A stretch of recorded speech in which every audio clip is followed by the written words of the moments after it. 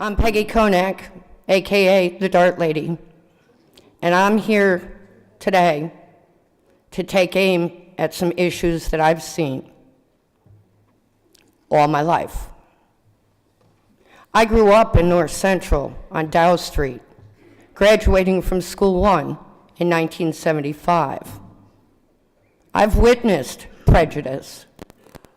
I've witnessed bad behavior. I've been a victim of prejudice. My best friend in 8th grade was a young lady named Charmaine who lived over on 7th Avenue, and I was all excited about going to her graduation party. I got a phone call 2 hours before that party was to start, and I was asked not to come because I'd be the only white woman there, and I might not be comfortable. Fact, baby. Fast forward 3 months later, September 1975. It was a Thursday, the first Thursday at Troy High School. I saw my dear friend Walter Simon in the hallway at the 3rd floor. Walter was a special kind of guy, and we had a special way of greeting each other. He and I got suspended for hugging in the hallway for inciting a riot. So I've seen it. Prejudice is nothing new in this city, or in humanity for that fact. It's part of human nature. I've had many conversations with the good pastor, and on many occasions I've had to remind him that we are all God's children and we are all people of color. Just because my color isn't your color doesn't make us bad people. The good Lord put us on this planet, each with our own special gifts and our own special skills. And it takes some crazy to make this world go around. But I've got to be honest, I don't like the crazy I've been feeling the last 2 weeks. I have seriously struggled with this. I have watched a police force that I greatly respect be devastated by innuendo from a pastor who I will stand here publicly and say I do not respect. I did in 2010. I did then.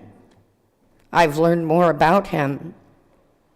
And just as the chief said earlier, why isn't Willie here? Because the cameras aren't on him. And that's a fact. He's not here because he ain't the focus. We are all God's children. We are all people of color. We are all human. We need to start treating each other with respect. And that has not happened. It is not happening. And it must happen.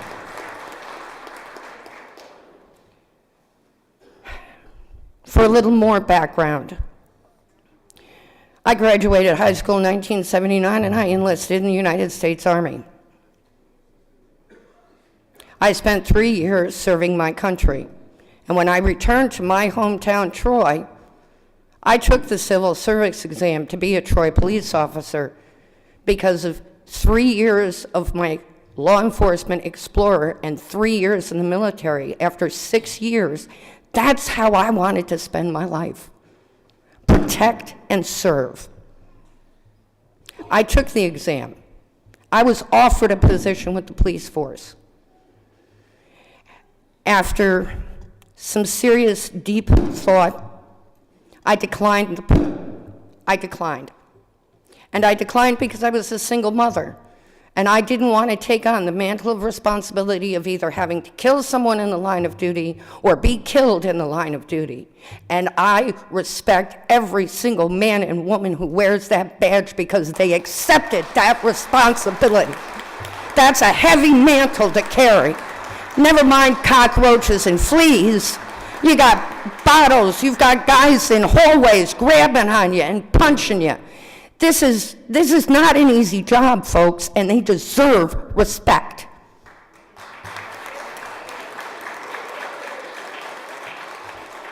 On the other side, just because a young man's underwear is hanging out and he's got his hat on backwards doesn't make him a thug.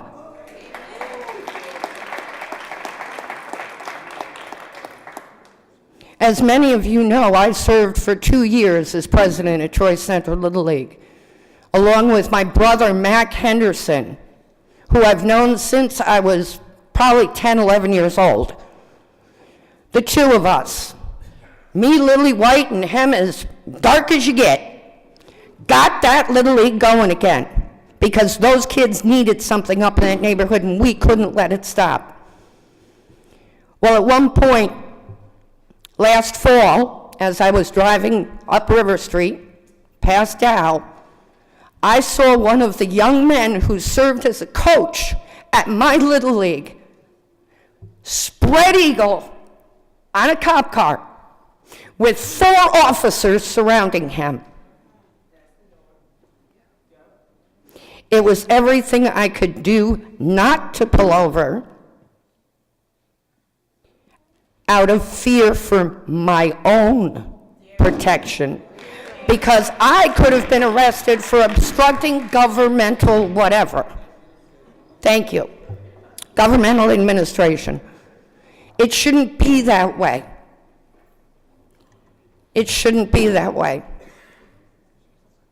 I read an interesting blog written by a prominent Troy citizen in which he talked about a brawl that occurred, I'm going to guess, in the 70s, 60s, or 70s, down on the Strip. We call it the Antique District now, but back then it was the Strip. That's where all the bars and the clubs were. I was way too young to ever witness the Strip, and that's the truth. I didn't get to experience the Strip. Did get to experience Thomas's and Brownies and McGrath's, and, well, we won't go there.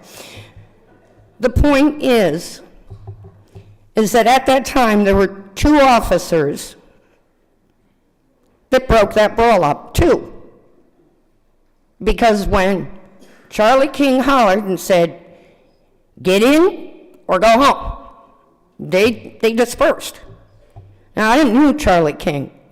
He was a wonderful man, and I have my son with me today thanks to his efforts back in December 1987. He was a fine, upstanding officer. Notice I didn't say black officer. He was an officer. He rose to the rank of detective. I truly don't see color, folks. It is a descriptor. I'm a Caucasian, named after the Caucasus Mountains. But I don't see color. I see humans. And maybe that's because I grew up in a fully integrated neighborhood. And I do have to agree with Tina that the race issues we have now in North Central stem from one person pushing buttons that weren't there until he put them there.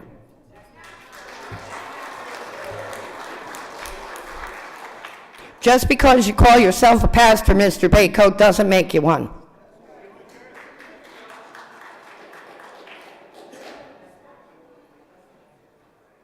I see my time is running short, so I'll wrap it up. Back in 2010, I had the privilege and honor of attending Developing Community Police and Problem-Solving Teams. This is my workbook. That was in 2010. We had a very active community police program under Chief Tedesco's guidance. He built that program, and it worked. And this conference that I attended that was sponsored by the Troy Police Department. Peggy, you got 1 minute. Thank you. I see the clock. Was an excellent resource for us to be able to take a look at some of the issues within the neighborhood. We broke into our own neighborhood groups. This is what we need to get back to. I don't know why we got away from it. I really, truly don't. Back in my day, I knew the name of the officers in the streets.